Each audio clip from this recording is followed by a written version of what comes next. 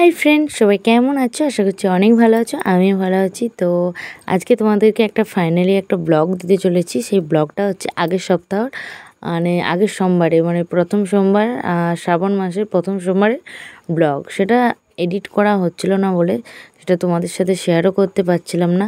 তো ফাইনালি আমি এই ভিডিওটাকে এডিট করে তোমাদের সামনে দিলাম।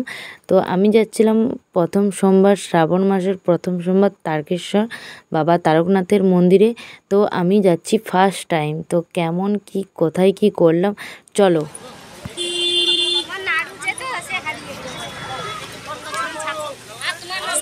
শ্যাওড়াফুলি চলে এসছি, চলো আমরা সবাই এখন শ্যাওড়াফুলি চলে এসছি। তো সবাই যাচ্ছে, দেখো গাইস কত লোক যাচ্ছে।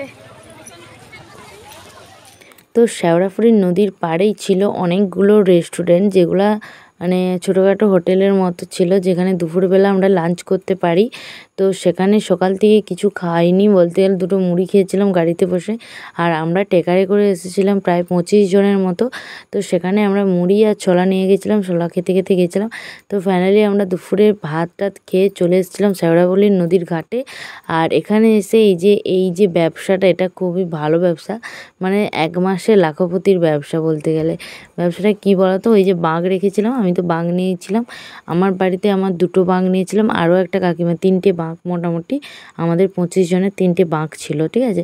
ওই বাঘগুলো রাখার জন্য ওইখানে যে স্তবক করে রেখেছে, ওই স্তবকে রাখতে গেলেই 50 টাকা। হ্যাঁ বন্ধুরা, 50 টাকা নিচ্ছে।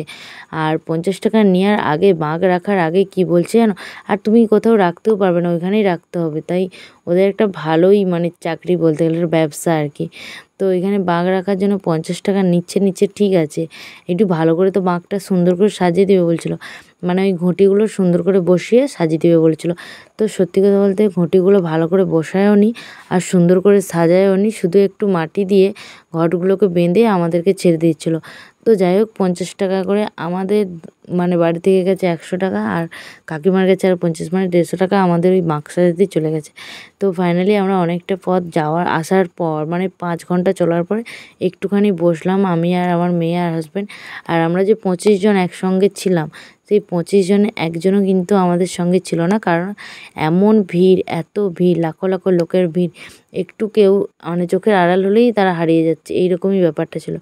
আর পথের মধ্যে এত সুন্দর সুন্দর যে ক্যাম্পগুলো করেছে, যেখানে ভক্তদের ওই যে পায়ের ব্যথা হলে ওইখানে একটু বসলে মেশিনটাতে পা দিলেই এত সুন্দর এক্সারসাইজ করে দিচ্ছে, আর কি বলবো, খুব আরাম লাগছিলো। তো সেগুলো করার পরে আমরা চলে এসেছিলাম, এটা কিন্তু বাবা কাশী বিশ্বনাথের মন্দিরে এসে আমরা বসেছিলাম। তো ফাইনালি আমি এই যে তারকেশ্বর মন্দিরে পৌঁছে গেলাম। কারণটা হচ্ছে, কাশী বিশ্বনাথ থেকে আমরা হেঁটে হেঁটে এতটাই ক্লান্ত হয়েছিলাম যে আর তোমাদেরকে ভিডিও ক্লিপটা দিতে পারছিলাম না, আর লোকনাথ বাবার ভিডিওটাও তোমাদেরকে দিতে পারলাম না। তো অবশেষে আমরা এটা 3:30, 4টের দিকে পুরোপুরি তারকেশ্বর এসে পৌঁছেছি। তারকেশ্বরের 4টের সময় এসে পৌঁছেছি। মেয়ে তো আর হাঁটতেই পারছিল না, ওর ঠাম্মির কাঁধে নাহলে ওর বাপির কাঁধে, আবার আমার কোলে, ওইরকমই যাচ্ছিলো। আর আমি তারকেশ্বর আসার সময় ভিডিওটা করতেই পারছিলাম। তো আমার এক দাদার ছেলে, ও ভিডিওটা করে দিচ্ছিলো। আমার বর পুরোপুরি ক্লান্ত, আর চলতে পারছে না। তো বাবা তুমি একটু কৃপা করো, হর হর মহাদেব, জয় তারকেশ্বরের জয়। তো আজকে এই ভিডিওটা এই পর্যন্তই, টাটা। দেখা হচ্ছে নেক্সট ভিডিওতে। আমি কিন্তু আরও ভিডিও নিয়ে আসছি। তো তোমরা কারা কারা যাচ্ছ তারকেশ্বর, পটপট কিন্তু কমেন্ট করে জানিয়ে দাও।